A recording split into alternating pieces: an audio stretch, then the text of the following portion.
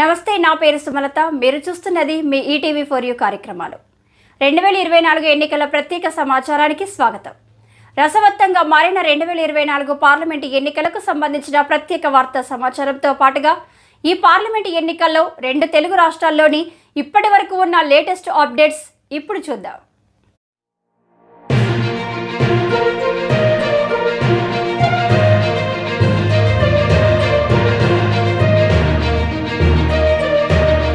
Khammam parliament స్థానంలో రఘురామిరెడ్డిని గెలిపిద్దాం.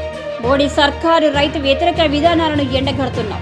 జిల్లాలో నేటి నుంచి 11 వరకు ప్రజల్లోకి నియోజకవర్గ మండల కేంద్రాల్లో క్యాంపెయిన్లు. కనీస మద్దతు ధరల చట్టం రుణమాఫీ చేయకపోవడంపై రైతులకు వివరిస్తాం. సంయుక్త కిసాన్ మోర్చా నాయకులు. దేశవ్యాప్తంగా బీజేపీ 400 సీట్లు కాదు 200 సీట్లు కూడా దాటబోవని సంయుక్త కిసాన్ మోర్చా నాయకులు నొక్కి చెప్పారు. రాజస్థాన్, పంజాబ్ రాష్ట్రాల్లో గ్రామాల్లోకి బీజేపీ అభ్యర్థులను ప్రచారానికి రానివ్వని పరిస్థితి నెలకొన్నదన్నారు. మోడీ, అమిత్, బీజేపీ నేతలు చేస్తున్న ప్రచారమంతా డంబాచారమేనని స్పష్టం చేశారు.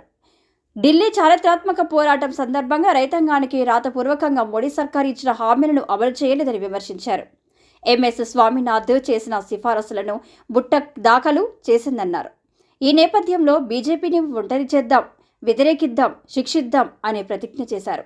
దేశాన్ని రక్షించుకుందాం నినాదంతో దేశవ్యాప్తంగా ప్రచారం చేస్తున్నామని, అందులో భాగంగానే మంగళవారం నుంచి 11వ తేదీ వరకు ప్రజల్లోకి వెళ్తామని, నియోజకవర్గ మండల కేంద్రాల్లో ప్రచారం చేస్తామని వారు ప్రకటించారు. గురువారం కొత్తగూడెంలో మంచికంటి భవన్లో నిర్వహించిన ప్రెస్ మీట్లో ఎస్కేఎం రాష్ట్ర నాయకులు కాసాని ఐలయ్య, గుమ్మడి నర్సయ్య, ఏపురి బ్రహ్మం, కందగట్ల సురేందర్, గౌని నాగేశ్వరరావులు మాట్లాడారు. కేంద్రంలో బీజేపీ ప్రభుత్వ హయాంలో రైతులు అనేక సవాళ్లను ఎదుర్కోవాల్సి వచ్చిందన్నారు. 10 ఏళ్ల కాలంలో 4.25 లక్షల మంది రైతులు, వ్యవసాయ కూలీలు, దినసరి కూలీలు ఆత్మహత్యలు చేసుకున్నారని వాపోయారు. కార్యక్రమంలో ఎర్ర జెండా అన్ని పార్టీ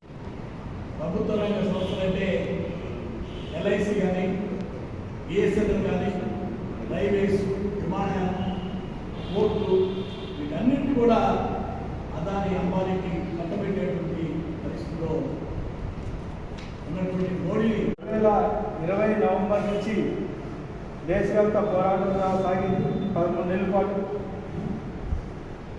కొత్త నల్ల చట్టాలకు వ్యతిరేకంగా జరిగినటువంటి పోరాటం, ఆ సందర్భంగా కేంద్ర ప్రభుత్వం రాసిచ్చినటువంటి ఆ అగ్రిమెంట్ అమల్లో కేంద్ర ప్రభుత్వం వైఫల్యం చెందినటువంటి పరిస్థితి మనం చూసాం.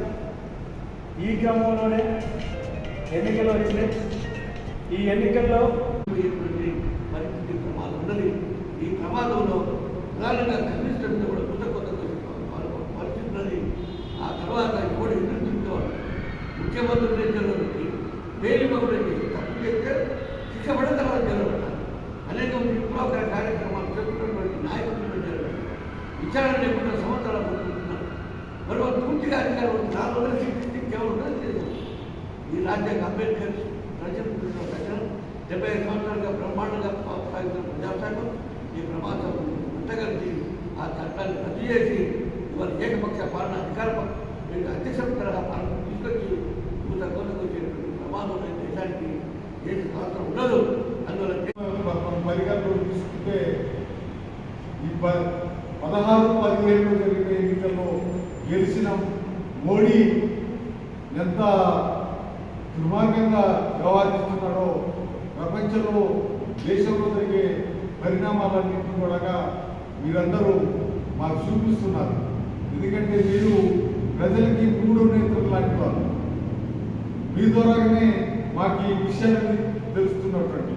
అందుకనే ఈసారి జరిగేటువంటి ఎన్నికలు, రేపు మే 13న జరిగే ఎన్నికల్లో మీరు ప్రజలందరికీ ఊతమియాల్సినటువంటి, ప్రజలందరికీ కనువిప్పు కల్పించాల్సినటువంటి అవసరం ఉంది.